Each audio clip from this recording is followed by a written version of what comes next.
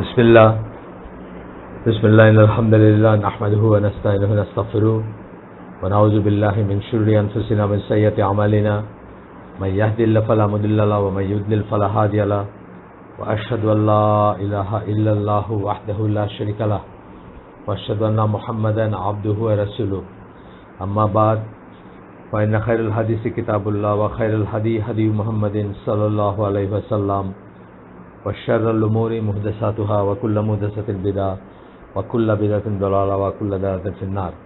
আসসালামু আলাইকুম ওয়া রাহমাতুল্লাহি ওয়া বারাকাতুহু। আমরা গতদিন যেখানে শেষ করছিলাম সেখান থেকে শুরু করব। আমাদের এই সাব হেডিংটা বা এই চ্যাপ্টারটার নাম ছিল the obligation to obey Muslim leaders with regard to that which is right and proper. মুসলিম শাসককে মানার যে বাধ্যবাধকতা আছে, যা সঠিক এবং যেটা প্রপার, সেটা যদি আদেশ করে তাহলে সেটা নিয়ে আমরা পড়াশোনা করতেছিলাম। এবং আমি বলছিলাম আপনাদের যে আমরা আসলে বাংলাদেশে, পাকিস্তানে, ইন্ডিয়াতে বা মোস্ট অফ দ্য ওয়ার্ল্ডই বলতে পারেন, দুনিয়ার বেশিরভাগ দেশেই মুসলিম যারা আছি তারা এই জিনিসগুলো শিখি না, জানি না, এবং সেই জন্য আমরা অনেক অন্যায় করি বা অনেক রকমের খারাপ কাজ করে ফেলি যেটা আল্লাহ পছন্দ করেন না, আল্লাহ রসুল পছন্দ করেন না, বা যেটা ইসলামে নিষিদ্ধ। ফর এক্সাম্পল, একটা রাস্তায় গাড়ি চালানো বা রাস্তায় অবরোধ করা অথবা রাস্তায় পাবলিক লাইফে ডিস্টারবেন্স ক্রিয়েট করা, একটা মানুষ হসপিটাল যাইতে পারতেছে না, একটা মানুষ এয়ারপোর্ট যাইতে পারতেছে না, এই ধরনের জিনিসগুলো ইসলামে কোনোভাবেই অ্যাকসেপ্টেবল না। এবং আমরা বলছি যে যদি কোনো একটা ভ্যালিড রিজনও থাকে তাহলেও এই অ্যানার্কিটা অ্যাকসেপ্টেবল না। সেটাও কোনো একটা রিমুভাল, কাউকে যদি রিমুভ করতে হয় বা ডিপোজ করতে হয় সেটারও প্রসিডিওর আছে এবং সেটা অনেক ডিসিপ্লিন ওয়েতে করার কথা আর কি। যাই হোক, আমরা এখন ওই গতদিন একটা হাদিস শেষ করছিলাম। সেই হাদিসটা খুব কঠোর লাগে আমার কাছে এবং আমি খুব ভয় পাই। যেখানে আল্লাহ বলছেন যেখানে আল্লাহ রসুল বলছেন, একটা ফোন আসছিল, যেখানে আল্লাহ রসুল বলছেন যে হুয়েভার ওবেজ মি ওবেজ আল্লাহ, যে আমাকে মানলো সে আল্লাহকে মানলো। খুব কঠিন কথা কিন্তু। অ্যান্ড হুয়েভার ডিজোবেজ মি ডিজোবেজ আল্লাহ, যে আমাকে অমান্য করলো আল্লাহকে অমান্য করলো। এইটুকু কথা কিন্তু কোরআনেও আছে, সূরা নিসার 80 নম্বর আয়াতে, যে আল্লাহকে মানলো সে, যে রাসূলকে মানলো সে আল্লাহকে মানলো। এই কথা আল্লাহ নিজেই বলছেন, সূরা নিসার 80 নম্বর আয়াত, আপনারা দেখে নিন। কিন্তু এখানে আরও একটা লাইন আল্লাহ রসুল বলছেন, সেটা হচ্ছে whoever obeys the leader obeys me and whoever disobeys the leader disobeys me. অর্থাৎ একটা লিডারকে অমান্য করলে সে রাসূলকে অমান্য করলো, যে রাসূলকে অমান্য করলে সে প্রকারান্তরে আল্লাহকে অমান্য করলো। এই কথাই বলতে চাচ্ছেন আল্লাহ রসুল। এবং যে লিডারকে মানলো সে রাসূলকে মানলো, যে রাসূলকে মানলো সে প্রকারান্তরে আল্লাহকে মানলো, এই কথা বলতে চাচ্ছেন। মানে এই কানেকশনটা খুবই ভয়ঙ্কর লাগে আমার কাছে, যে আমরা অনেক সময় না জেনে না বুঝে শাসকদের এগেনস্টে বিদ্রোহ করি অথবা তাদের বেইজ্জত করি বা তাদের এগেনস্টে তাকে গালিগালাজ করি। ইট ইজ ট্রু যে অন্যায় করলে সেটা করতে হবে, কিন্তু আমরা অন্যায়ের ম্যাগনিটিউড কীভাবে করতে হবে, কোন অন্যটা রিয়েলি অন্যায়, কোন অন্যটা অন্যায় না, এটাও আমরা অনেক সময় বুঝি না। কারণ ইসলাম এগুলো ডিফাইন করে দিছে। যেমন আমরা দেখব পরে যে একজন শাসক যদি চায়, আপনার খুব সুন্দর একটা জমি আছে কোথাও, মানে আপনার খুব শখের জমি, একজন শাসক মনে করলো যে ওখানে একটা পাওয়ার প্ল্যান্ট স্থাপন করবে এবং সে আপনার জমিটা নিয়ে নিল, এটা তার রাইট, সে নিতে পারে। আপনি আল্লাহর কাছে যদি আপনার উপর জুলুম করে থাকে, আপনাকে যদি কম্পেনসেশন না দেয়, আপনি আল্লাহর কাছে আপনার রাইট চাইবেন, কিন্তু তার রাইট তাকে দিয়ে দিতে হবে। এইসব কথাগুলো আমরা শুনি না সাধারণত। যাই হোক, এরপরে গতদিন যেটা শেষ করছিলাম সেই হাদিসটা পড়লাম, তারপরে হাদিসটা পড়বো এখন। এটা বুখারীর হাদিস। এখানে আল্লাহ রাসূল বলেন, সাল্লাল্লাহু আলাইহি ওয়াসাল্লাম বলেন, hear and obey, and if the one appointed over you is an Abyssinian slave with a head like a raisin, কিসমিসের মতো মাথাওয়ালা একজন আবিসিনিয়ান গোলামও যদি তোমাদের উপরে শাসক হিসাবে নিয়োজিত হয়, তাহলে তার কথা শোনো এবং মানো।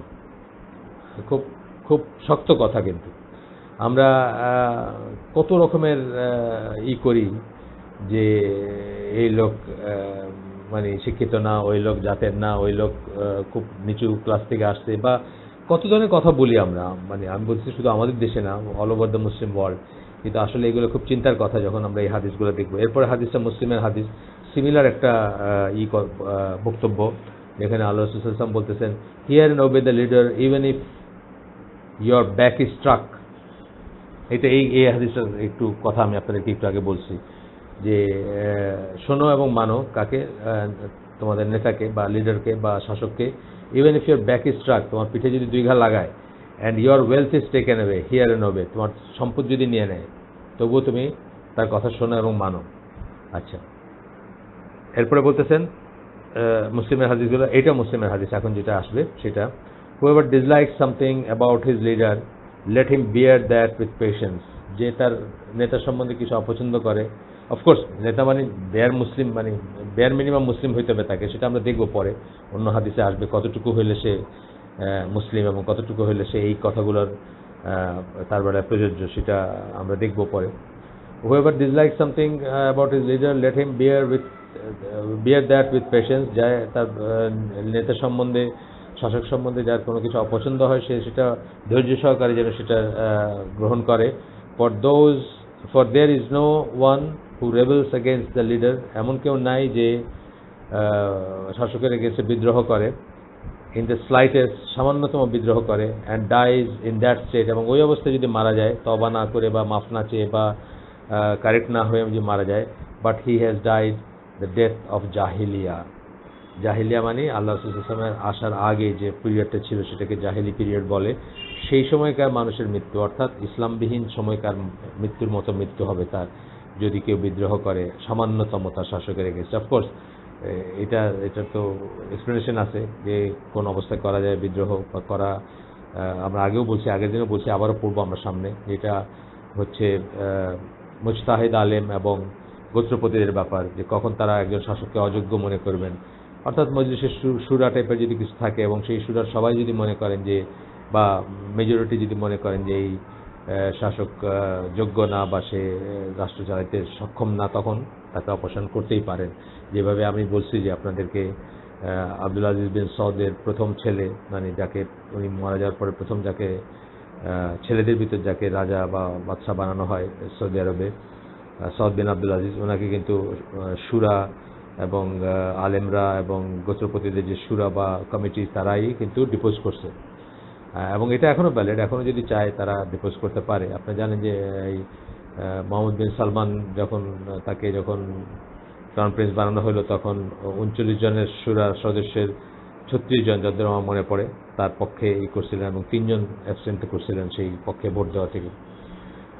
আচ্ছা, এরপরে আহলে সুন্নাহ জামা believe that obeying those in authority with regard to that which is good and proper is an important principle of আকিদা। এটা কিন্তু আকিদার একটা মূলনীতি। আকিদার মূলনীতি কেন বলতেছে? এটা আপনার বিশ্বাসের অংশ, ইমানের অংশ।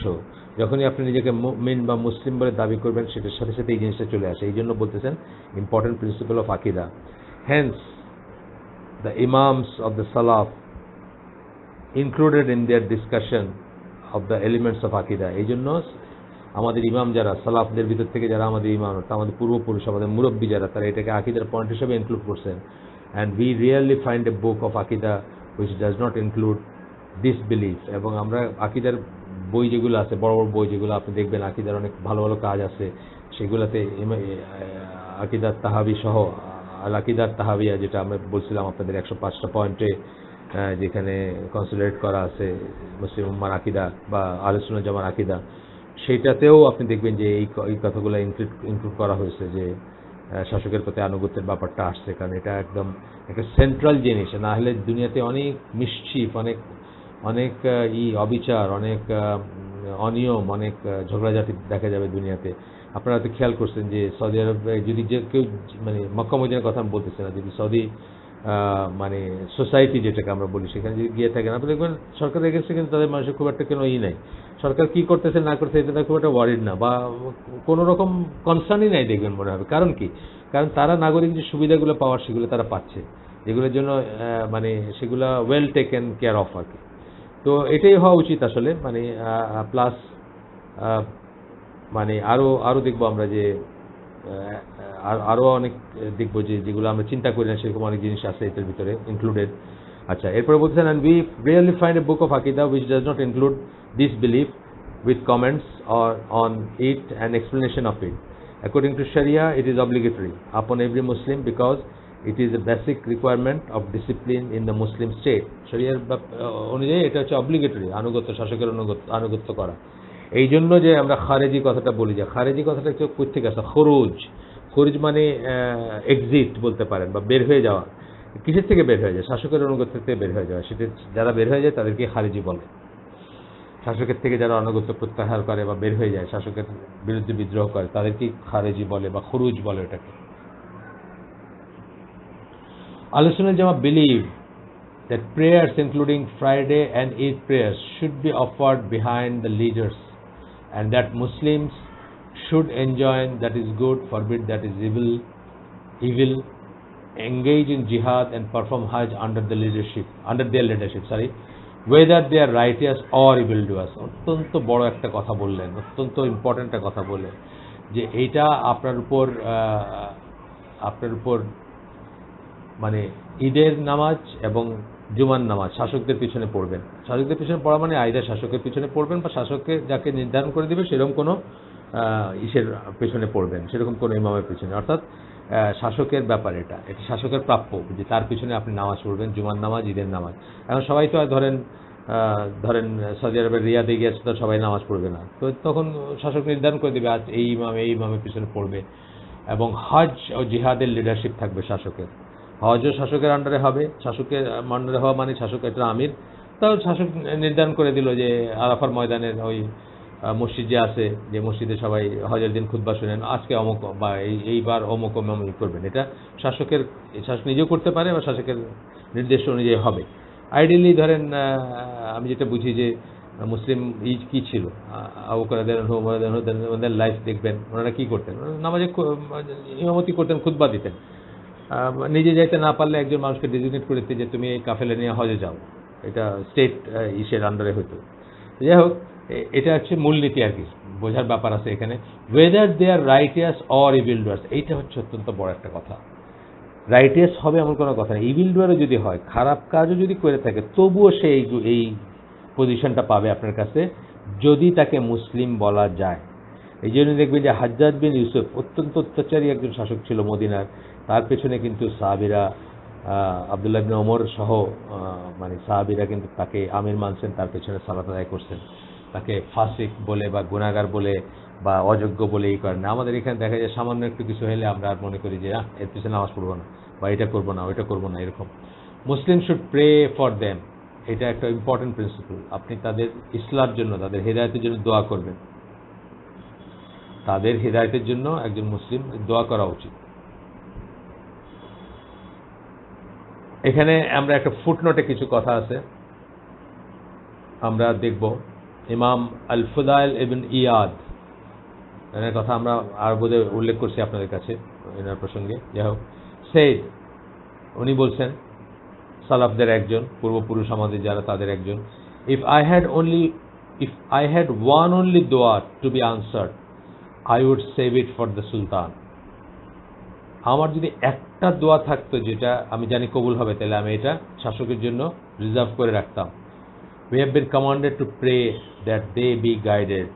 তাদের হিদায়াতের জন্য আমাদেরকে আদেশ করা হয়েছে আমরা যেন দোয়া করি। আপনি বলেন তো আমাদের দেশে কবে কেউ তার শাসকের জন্য দোয়া করছে? আমাদের দেশ বলেন না, ধরেন পাকিস্তান আর মরক্কো বা আরও যত মুসলিম দেশ আছে। আচ্ছা, we have not been commanded to pray against them even if they overstep the mark and do wrong. আমাদেরকে তাদের এগেইনস্টে দোয়া করতে আদেশ দেওয়া হয় নাই, যদিও তারা একটু সময় লঙ্ঘন করে বা কিছু ভুল কিছু করে, because their wrongdoing and transgression affects them, but their righteousness affects both them and the Muslims. বলতে তারা যদি কোনো খারাপ কাজ করে বা সীমা লঙ্ঘন করে, এটা তাদের ক্ষতি হবে, কিন্তু তাদের একটা ভালো কিছু যদি হয় সেটা কিন্তু মুসলিমদের জন্য ভালো। and if they are guided then the ummah will be guided. তারা যদি গাইডেড হইতো তাহলে ওনার কোটেশনটা শেষ, যেটা এর আগের লাইনে যেটা শেষ করছি, যে তারা যদি রাইটিয়াস হয়, তারা যদি সৎকর্মশীল হয়, তাহলে সেটা সকল মুসলিমের জন্য ভালো বহন করে নিয়ে আসে, মঙ্গল কল্যাণ বহন করে নিয়ে আসে। ইফ দে আর গাইডেড, এখন এই লেখক বলতেছেন if they are guided then the উম্মা উইল বি গাইডেড, তারা যদি হেদায়েত প্রাপ্ত হয় তাহলে উম্মা হেদায়েত প্রাপ্ত হবে।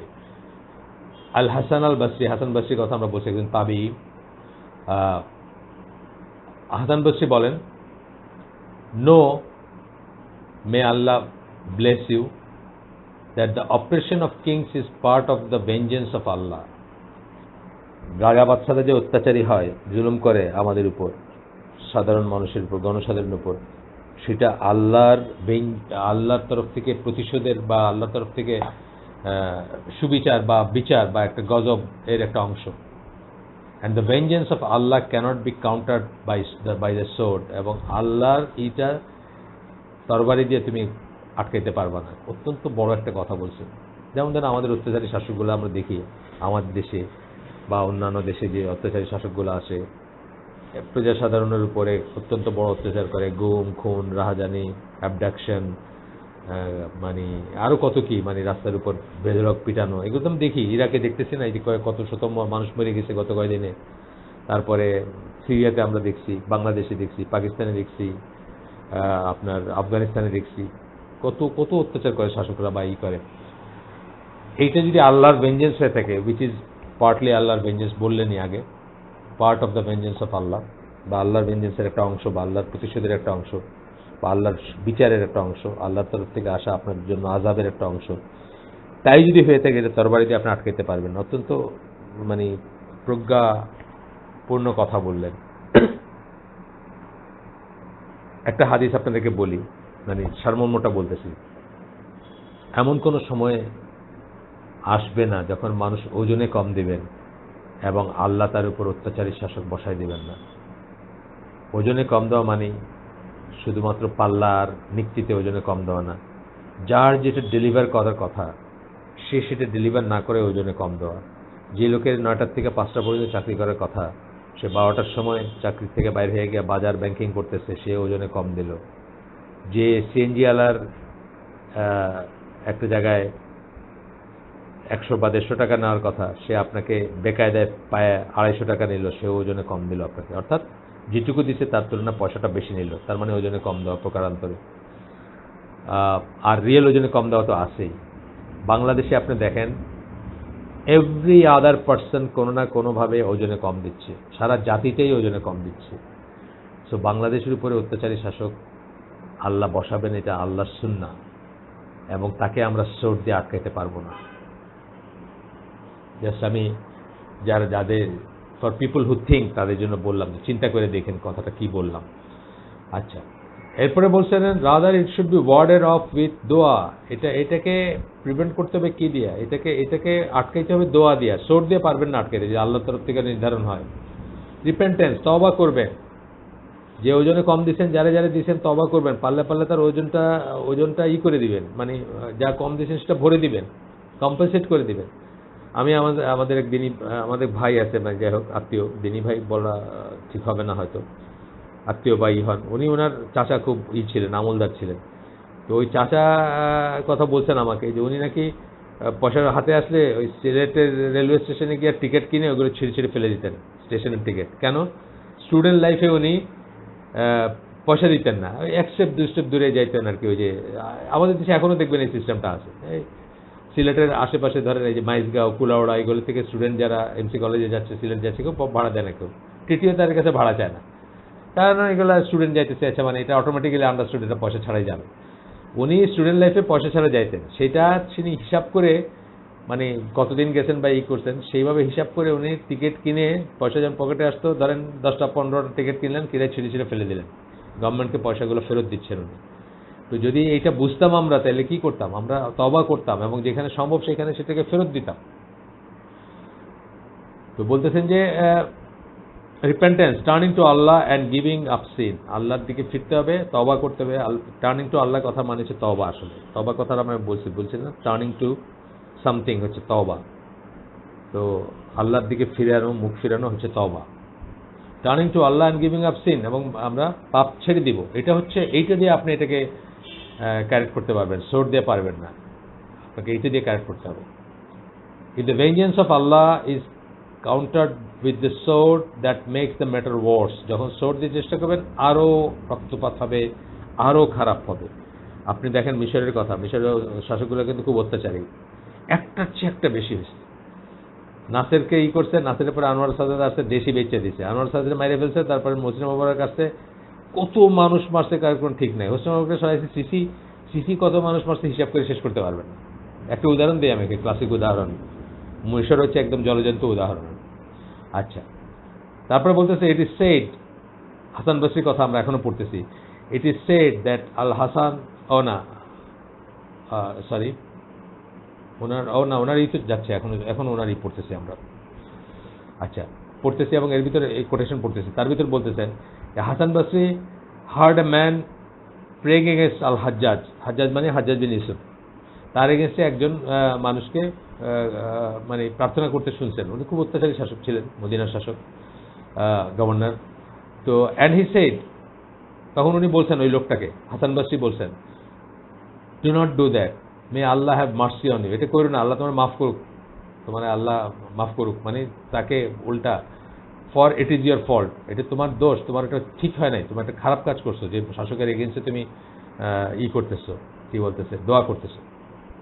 We fear that al Hajjaj, if al Hajjaj is remove, monkeys and pigs may be appointed over you. কি কথা বলছেন চিন্তা করে। ইবনুল জাওজির আদাব আল হাসান আল বসরি, ইবনুল জাওজির একটা বই আছে আদাব আল হাসান আল বসরি, বা লেখা আছে বই আর কি, এখানে পেজ 119 বলতেছেন। ইবনুল জাওজির বই কিন্তু আমরা এখন পড়তেছি আমাদের হালাকায়, জানেন তো না, শুক্রবারের হালাকায় যারা আমাদের সাথে কানেক্টেড তারা জানেন আমরা কি পড়তেছি, ডিস্টার্বার অফ দ্য হার্টস। খুবই খুবই মানে আপনার আনন্দ ফুর্তিতে পানি ঢেলে দেওয়া একটা বই, নামই দিচ্ছেন ওই জন্য, ডিস্টার্বার অফ দ্য হার্টস, যা আপনাকে আর শান্তিতে থাকতে দিবেন না। আমরা যে এনজয় করতেছি এন্টারটেনমেন্ট, দুনিয়ার রং রস, এগুলা ফিকা হয়ে যাবে যদি আপনি ওই লাইনে চিন্তা করেন যে লাইনে উনি কথা বলছেন। খুবই সুন্দর একটা বই, আপনারা চান্স পেলে পড়বেন, অথবা আমাদের আইসিজির ওয়েবসাইটে লেকচারগুলো পর্যায়ক্রমে লাগানো হবে, ইনশাআল্লাহ শুনে নেবেন। তখন বলতেছেন উই ফিয়ার, আমরা ভয় করি। কে বলতেছেন? হাসান বসরি বলতেছেন যে হাজ্জাজকে রিমুভ করলে monkeys and pigs may be appointed over you, মানে আসলে তার মানকি আর পিগ না, মানে ওই শ্রেণীর জীবজন্তুর মতো যারা, তাদেরকে তোমাদের উপরে বসায় দেওয়া হবে। এক্স্যাক্টলি তাই। আপনি দেখেন হিস্ট্রি দেখেন, যখনই আপনি এইভাবে কু অথবা সংগ্রাম অথবা রেভলিউশন দিয়ে এক সরাইছেন, তার চেয়ে ওয়ার্স জিনিস আপনার উপরে বসায় দেওয়া হয়েছে, তার চেয়ে ওয়ার্স। আমি ইরানের রেভলিউশনে পরে গেছিলাম, ইরানে চাকরি করছি, এক contract ISLA, every other person অসন্তুষ্ট ছিল যে কি হয়েছে আমাদের, আমরা আগে এই করতাম, এই খাইতাম, এই থাকতাম, কিসের রেভলিউশন, কিসের কি। যখন উপর থেকে আপনি এগুলো চাপাই দিবেন বা একজনকে ডিপোজ করলেন, কইরা মনে করলেন মানে আসল জিনিস ঠিক না করে, তখন এরকমই হওয়ার কথা। আর ইসলামে আমি বলে রাখি প্রসঙ্গত, ইসলামের রেভলিউশনের কোনো কনসেপ্ট নাই। যারা বলে তারা মিথ্যাবাদী, মিথ্যা কথা বলে। ইসলামের রেভলিউশন যেটাকে বলি তার কোনো কনসেপ্ট নেই। রেভলিউশন যেটাকে মানে যেটা বিপ্লব যেটা বলে কমিউনিস্টরা বলে বা অন্যরা বলে, সুতরাং এই খোমেনের এটা মানে খোমেনের রেভলিউশন, এটা ইসলামের রেভলিউশন না, এবং এটা শিয়াদের রেভলিউশন। আচ্ছা, আমরা দুইটাই পড়লাম, ফুটনোট পড়লাম। আসলে সুন্দর হতে আমি আপনাদেরকে পড়ে শুনেলাম। সবসময় আমার হায়াতে না কুলাইতে পারে, আপনাদেরও হায়াতে না কুলাইতে পারে। আমি সবসময় যেটা বলি, আজকে যেটা আমি একটা সুন্দর জিনিস যদি আমি ছেড়ে যাই অথবা চান্স পেয়ে যদি না ইউটিলাইজ করি, হয়তো আমি মরে গেলাম বা আপনারা কেউ মরে গেলেন, না শোনা হলো না, সেটা সেই হিসাবে আমি বলি অনেক সময়। এরপরে বলতেছেন to be guided and made steadfast they should be sincere. কি প্রে করবেন? তাদের জন্য দোয়া করবেন। কাদের জন্য? আপনার শাসকের জন্য দোয়া করবেন যতক্ষণ তাকে মুসলিম বলা যাচ্ছে। এটা কিন্তু আবার একটা ব্যাপার আছে। এমন অনেক শাসক আছে দুনিয়াতে যাকে মুসলিম বলা যায় না, মুসলিম শাসক কিন্তু মুসলিম নাম মুসলিম বলা যায় না। আমি একটু উদাহরণ দিই, যেটা সিরিয়ার যে শাসক বাশার আল আসাদ, তো আলিবার্ট শিয়ারা তো মানে হায়েস্ট অর্ডারের মুশরিক আর কি, তো তাকে মুসলিম বলা যায় না, তার জন্য দোয়া করার প্রশ্ন আসে না এখানে। আচ্ছা, এরপর বলছেন to be guided and made steadfast.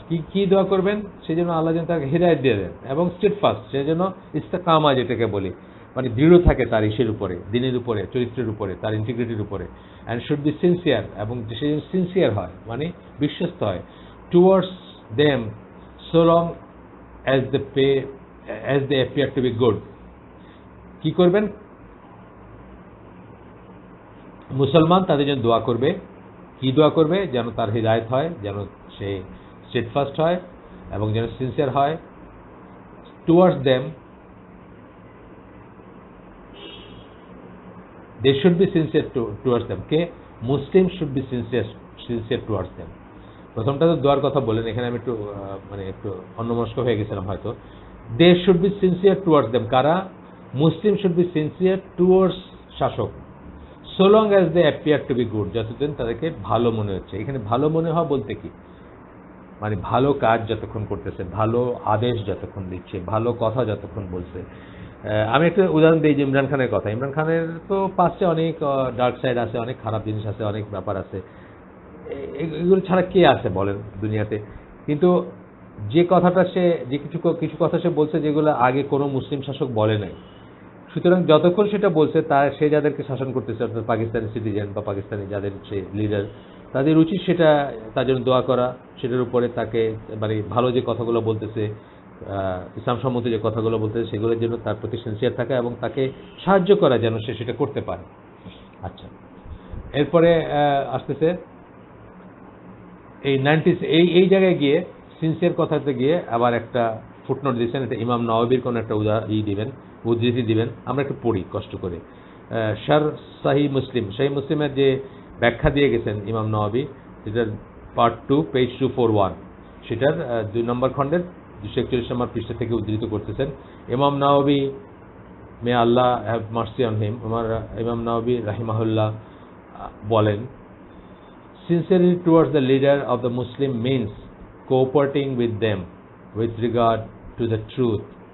তাদেরকে আপনি সহযোগিতা করবেন যেটা সত্য সেটার ব্যাপারে, obeying them with regard to it, এবং তাদেরকে মেনে চলবেন যেটা সত্য সেটার ব্যাপারে, যেটা সঠিক সেটার ব্যাপারে, and enjoining it upon them, এবং এটা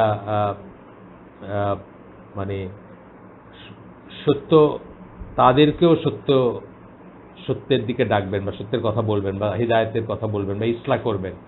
warning them and reminding them in a kind and gentle manner.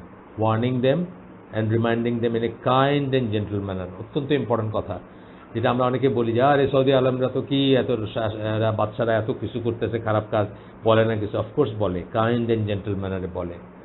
Kind and gentle মানে কি? তাদেরকে বেইজ্জত করে না, জনসমক্ষে সুন্দর করে বলে এবং ভদ্রভাবে বলে। and telling them what they have overlooked, এবং কিছু যে ওভারলুক করে যায় সেটা তাদেরকে বলবেন with regard to that, এবং তাদেরকে বলে দিবেন যে আপনি এটা ভুল করছেন বা এটা একটু মিস করে গেছেন বা এটা খেয়াল করেন নাই, মনে করাই দিবেন তাদের। আচ্ছা, আমরা এই প্যারাগ্রাফটা পড়েই শেষ করে দিব ইনশাআল্লাহ। আচ্ছা, এরপরে বলতেছেন, it is haram to rise up in arms against them if they do something against Sharia. শরিয়ার কিছু যদি ছেড়ে দেয় বা ভুল করে সেটার জন্য তাদের এগেইনস্টে অস্ত্র ধারণ করাটা হারাম। দ্যাট ইজ লেস দেন কুফর, কুফরের চেয়ে যদি কম হয়। এই জন্য আমি বারবার আপনাদের বলছিলাম যতক্ষণ তাকে মুসলিম বলা যায়। যদি কাফের হয়ে যায় বা কুফর করে থাকে বা কুফরের পর্যায়ের কোনো গুনাহ করে থাকে বা কাজ করে থাকে, তখন রুলিংটা চেঞ্জ হয়ে যাবে। And the Muslim should beer that with patience, এবং অনেক ভুল ত্রুটি করবে তারা সেটাকে ধৈর্য সহকারে গ্রহণ করা উচিত। কুফরের চেয়ে কম যদি করে, কুফর যদি করে তাইলেও আপনি অস্ত্র ধরবেন না, তাইলে এইটা ধরবে কারা, বা যদি অস্ত্র ধরার ব্যাপার আসে সেটা কারা করবে? মুজতাহিদ আলেমরা এবং গোত্রপতি যারা, তারা ডিসাইড করবে বা তারা করবে। আচ্ছা, বিকজ দ্য প্রফেট সাল্লাল্লাহু আলাইহি ওয়াসাল্লাম has commanded us to obey them so long as they do not enjoy sin and so long as they do not commit acts of blatant কুফর। যতক্ষণ তাদেরকে মানতে বলছেন, কতক্ষণ বলছেন মানতে? যতক্ষণ তারা আপনাকে গুনার অর্ডার করতেছেন। আপনাকে বললো যে সবাইকে মদ খাইতে হবে না, আর কোনো মানা চিনা নাই, ওই ব্যাপারে কোনো মানা নেই, অন্য ভালো যেগুলো সেগুলোর ব্যাপারে মানবেন।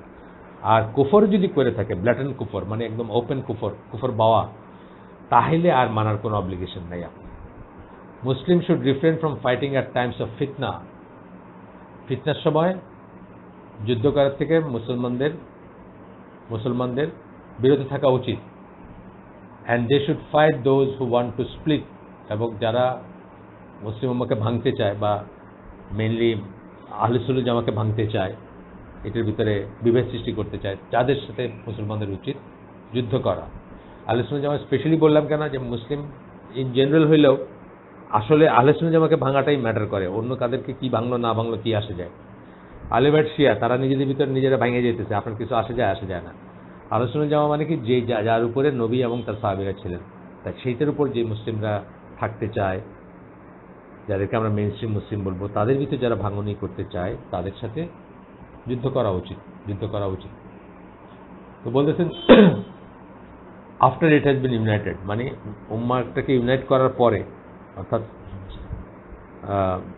আমরা যে জিনিসের উপর একতাবদ্ধ থাকার কথা, আল্লাহ রাসূল এবং তার সাহাবীরা যে পথের উপর ছিলেন, ওইটার উপর, ওই আকীদা মানহাজের উপর আমাদের একতাবদ্ধ থাকতে হবে। এবং আমরা যদি একতাবদ্ধ হই, তারপর সেখানে যারা ভাঙন সৃষ্টি করার চেষ্টা করবে তাদের সাথে যুদ্ধ করা উচিত, বা তাদেরকে আটকানো উচিত, বা তাদেরকে প্রতিরোধ করা উচিত। আচ্ছা, ফিতনা যে বললেন, ফিতনার কথা একটু বলি। ফিতনার অনেক ডেফিনেশন আছে। একটা ডেফিনেশন হচ্ছে ট্রিবুলেশন বলে যেটাকে। একটা ডেফিনেশন হচ্ছে যখন সত্য থেকে মিথ্যাকে আলাদা করা যায় না। ওসমান রাদিয়াল্লাহু আনহুকে যখন মারার ষড়যন্ত্র চলতেছে এবং মুসলিম উম্মাহ যখন দুই ভাগে ভাগ হয়ে গেছে, তখনকার উম্মাহ সে তো একটাই জামাত ছিল, একটাই এই ছিল, দুই ভাগে ভাগ হয়ে গেছে। কেউ বলছে না উনি অকর্মণ্য, কেউ বলতেছে এটা না ওটা না। তখন অনেক মেইনস্ট্রিম সাহাবী নিজের ঘরের ভিতরে নিজেকে আবদ্ধ রাখছেন, কোনো সাইড নিতে চান নাই। সাইড নিতে চাওয়া বলতে কি বোঝাচ্ছে আমি, ধরেন উনি কোনো সাইড নিলেন না, কিন্তু যারা ওসমান রাদিয়াল্লাহু আনহুর বিরুদ্ধে কথা বলতেছে তাদের সাথে উনি জাস্ট রাস্তায় হাত মিলায় হাইসা কথা বললেন। এটা কিন্তু অন্যদের কাছে প্রতিমান হবে যে উনি তো ওই সাইডে, এটা বোঝানো হচ্ছে আর কি। ফিতনার সময় আসলে ফাইট করতে না করা হয়েছে, বা কোনো দলের সাথে থাকতে না করা হয়েছে। আমরা দেখব হুযায়ফা বিন ইয়ামানের একটা ফেমাস হাদিস আছে, যেখানে বলবেন যে যখন অনেক দল হয়ে যাবে তখন কি কোনো দলে জয়েন না করাটাই সুন্নাহ। তখন মুসলিমরা যখন দলে দলে বিভক্ত হয়ে যাবে, কোনো দলে জয়েন না করাটাই সুন্নাহ। তো এখনকার অবস্থা ঠিক সেরকমই একটা অবস্থার ভিতরে আমরা আছি। আজকে আমরা শেষ করে দিই। সুবহানাকাল্লাহুম্মা ওয়া বিহামদিকা আশহাদু আল্লা ইলাহা ইল্লা আনতা আস্তাগফিরুকা ওয়া আতুবু ইলাইক। আমরা যা শুনলাম তার ভিতরে ভালো কিছু শুনে থাকলে সমস্ত প্রশংসা আল্লাহর, আলহামদুলিল্লাহ। খারাপ কিছু শুনে থাকলে সমস্ত ব্যর্থতা আমার, এবং সেটা শয়তানের তরফ থেকে। আল্লাহ আমাদেরকে যা শুনলাম, ভালো শুনলাম, তার উপর আমল করার তৌফিক দেন। আসসালামু আলাইকুম ওয়া রাহমাতুল্লাহি ওয়া বারাকাতুহু।